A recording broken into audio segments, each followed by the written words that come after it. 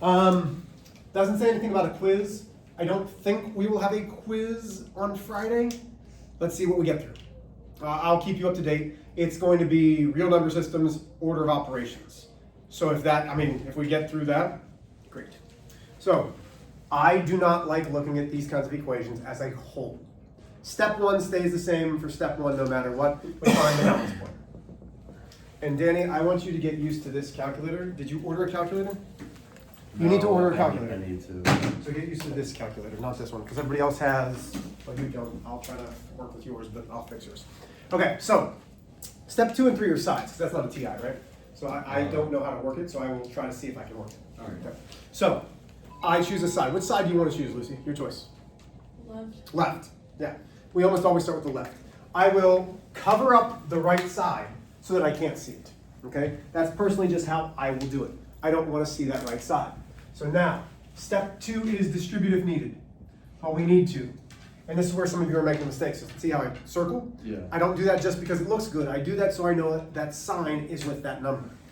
1 divided by 2 times 6 is going to leave me with 3 x's. 1/2 times negative 12 is negative 6 plus 5x. Everybody good with me there?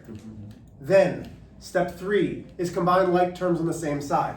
I have 3 x's plus 5 x's is 8x minus 6. It's all right. And then I'm done on that side. Okay? Now, I still have to do step 2 and 3 to the right side. But I can cover this side up so that my mind only sees a little bit. So now I am distributing the 2/3 to the 9, the 2/3 to the negative 12. 18 divided by 3 is 6x. Negative 24 divided by 3 is negative 8 minus 7x plus 8. Step 3, combine like terms on the same side. 7x or 6x's minus 7x's. This is why you'll see me put them in boxes. That way I know and I can read this minus this is negative 1x. Then I have a negative 8 plus 8, which is 0. I don't need to bring down the 0. Questions with me there? Yes, no? Okay. Step 4 says combine variables on opposite sides. Normally, we move the smaller variable. Okay? But if I move this negative 1x over here, am I isolating anything? Or I'm bringing it over to all of the stuff. The goal is to have all of the variables on one side. So rather than bringing this way, we need to take this 8x and move it over here. So I'm going to subtract 8x from both sides. That leaves me negative 6 equals negative 9x. Okay, that's step 4. There is no step 5. I can't combine constants because there's not. This is a coefficient, this is a constant. Step 6, isolate the variable. I divide by a negative 9. Okay. That leaves me x equals. Now, all of you with the TIs, do negative 6 divided by negative 9, and you're going to get a decimal. I'm going to try to play with this.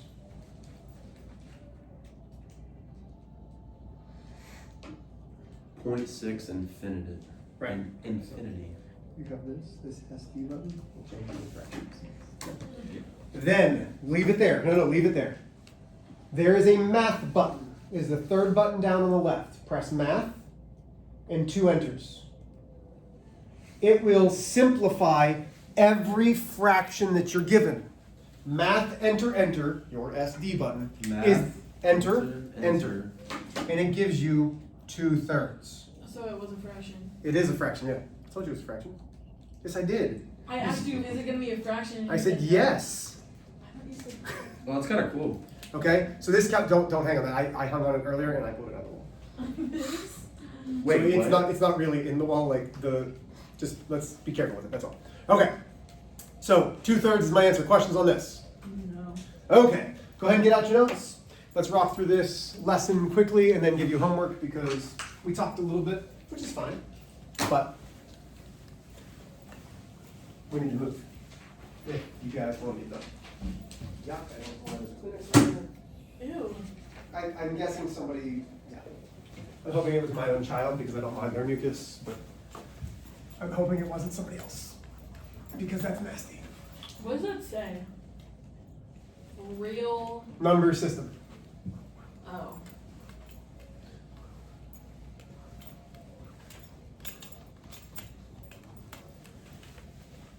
Okay.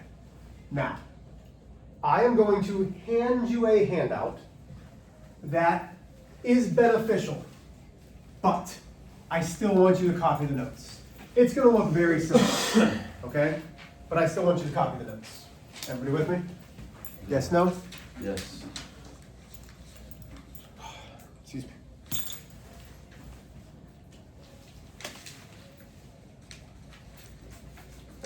So this is a clean way, but I don't like the way that it's done up here. And there's a reason. Okay. In Algebra 2, this is the first time that you will have a real number system Bingo. and an imaginary number system. There is such a thing as an imaginary number. The imaginary number is I. It is the square root of -1. We learned in algebra, my kids last year learned in algebra that if you take the square root, it can't be negative, because a negative times a negative is positive, and the square root means something times itself. There's no way to get a negative times a negative to equal a negative, or a positive times a positive to equal a negative. So imaginary numbers are extremely important for higher level maths. If we get to it, great. But we're talking about the real number system. So in your notes, I would suggest going to a blank page and turning it sideways. And here's your page. Okay, this is your page. Right at the top is the real number system. And we are classifying real numbers. Okay? And you're going to have everything in this box, everything on your paper is a real number. This is why I don't like this one. Because do you see how there's light blue and it says real number? Well, if there's a real number, it has to be somewhere in these boxes. Okay? I'm going to split this in half. This side is going to be irrational numbers. Okay. I'm going to explain everything, but do you remember last year in geometry where we had the quadrilateral system and it was always goes up? So if it's a square, it's always a rhombus and a rectangle. If it's a rhombus and a rectangle, it's always a parallelogram. If it's a parallelogram, it's always a quadrilateral, and so on and so forth. Do you remember that? Yeah. Okay. We go from this inside out. If it's always a number on the inside, it will always be the ones on the outside. What do you mean, Mr. H? So here we go. My innermost box is called a natural number. Okay? Notice how natural numbers are inside this, whatever this box is going to be. And we're going to talk about it, okay? So this natural number is in this box. Does this natural number cross over to this box? Does it? No. No. So will a natural number ever be an irrational number? No, okay. Lucy, you've worked with kiddos before, right? Yeah. If you were trying to teach a kid how to count, can you start counting for me? Like how you would teach a kid how to count? 1, 2. Right. So start one more time for me. Just do it again. 1. Right. So when you're learning to count, you go 1, 2, 3, 4, and your mommy and daddy go, yeah!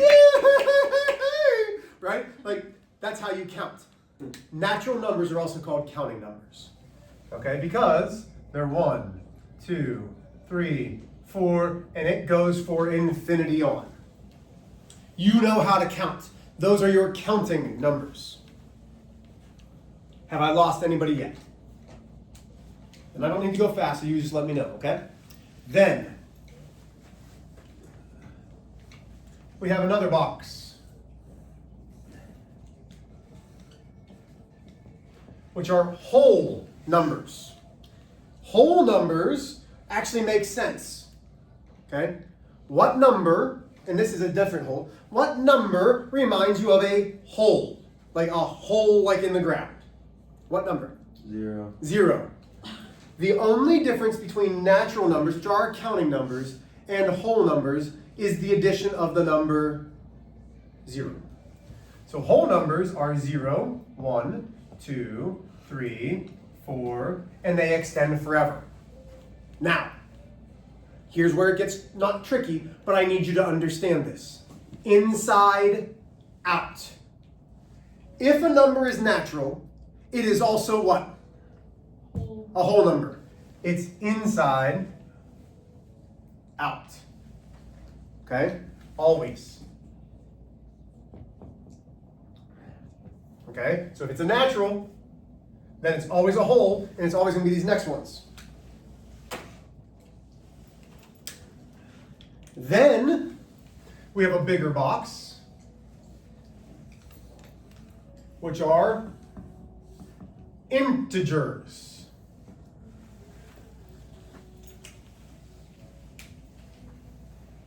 So right now, natural numbers are our counting numbers. 1, 2, 3, 4, 5, 6, 7, 8, 9, 10, 11, 12, 13, 14, so on and so forth. Whole numbers are counting numbers with the addition of 0. 0. 1, 2, 3, 4, 5, 6, 7, 8, 9, 10. Integers are the whole numbers and their opposites. Whole numbers and their opposites. So I know that it's going to be 0, 1, 2, 3, 4, and forever that way. What is the opposite of 1? -1. Good. What's the opposite of of 2? -2. Okay, and -3, -4, and so on and so forth. So one more time. If I tell you classify 0, you know 0 is a whole number. You also know it's an integer, and you will know that it is rational. So rational numbers are the last thing, the last box, because we're going to go all over the place with rational numbers. Okay? A rational number is one of a couple things. It can be a fraction. Any fraction that is written is guaranteed to be a rational number. 1/2. A decimal that ends 541. So 541 thousandths. A decimal that repeats 0.3 repetan. Another one, 7/3. 12, -12, and 3, 1, 2, and the 2's repeating. All of those are rational numbers. Mr. H, anytime I see a fraction it's rational, this is where it gets tricky. Okay? Right now, if I give you the fraction, and you're going to plug this into your calculator. So here's an example. 12/4. Is it rational? Immediately you're going to say, yes it is. It is absolutely rational. But do it in your calculator. What is 12/4? 3. 3. You always have to simplify. Check your fractions.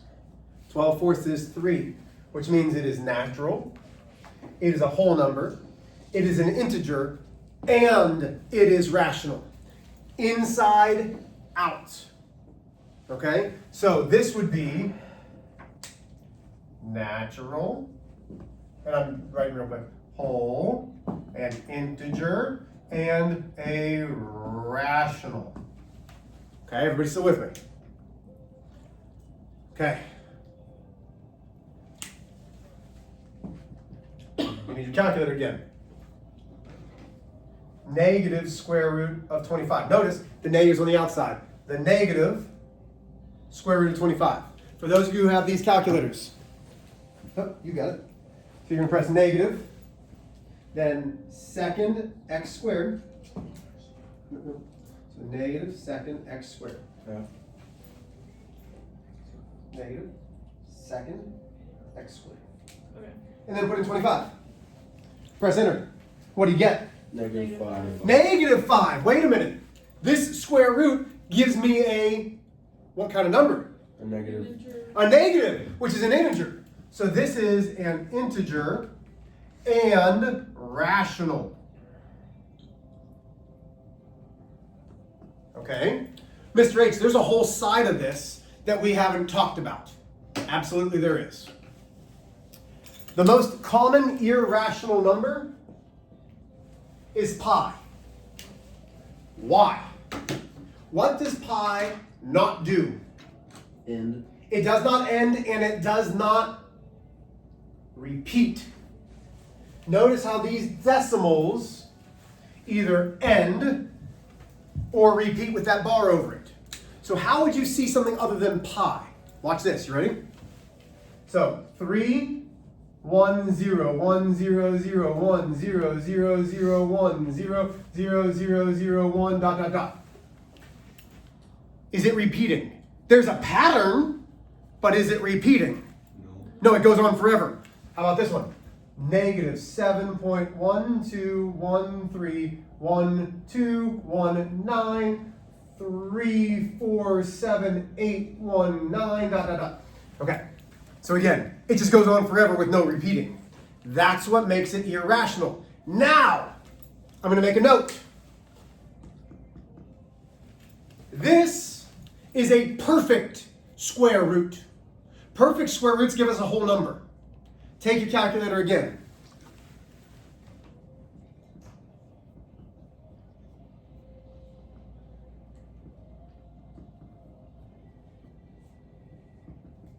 Do the square root of 30. 5.4772255575. Okay, so your calculator ends, right? Does it look like it repeats anything? I don't think it did mine right. It was in the square root of 30, but it didn't give me. It just. Okay, hold on, let's clear this. How do I clear the whole thing? 7, 2, and 5. So let's go. Where's your? Oh my gosh, shift. 30. This is our enter? Yeah. Okay, so then you have to.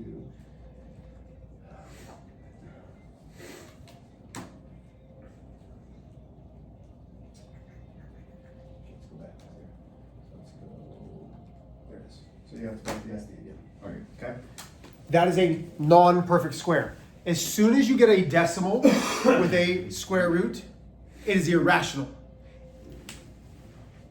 Because it will not repeat. So, another example. The square root of 50. Put that in there. As soon as you get a decimal with that square root, guess what happens? 7.07. Boom! You saw a decimal? It's irrational. What questions do we have on this? Does kind of sound confusing a little bit. Okay. A lot of working points. So, there are only 1, 2, 3, 4 there, 5. Now here's my question. If something is on this side, if it's a rational number, can it be irrational? Can a rational number be irrational? No. No, there's a wall here. Irrational numbers are only irrational. Can a whole number be irrational? No. No. Can a rational number be a natural number? No. Sometimes. Because, Wait, in what cases? let's say it's 5. 5 is a natural, a whole, an integer, and rational. Because natural numbers are always all of these. Okay? Let's do the homework. Like the really, just like the counting numbers? Like Counting up to numbers. 10? Mhm. So, you're doing 1 through 13. You have time. Rewrite each number in the Venn diagram where it belongs. So you're putting it into the Venn diagram. List all classifications of the number. So, that means something like this. Natural, whole, integer. Okay? 3, check all the boxes that apply. Use your calculator. On the back, true or false, and then short answer. Questions? Nah. 13 is usually more than I give you, but this shouldn't necessarily be a lot of work. Y'all with me? Let's roll.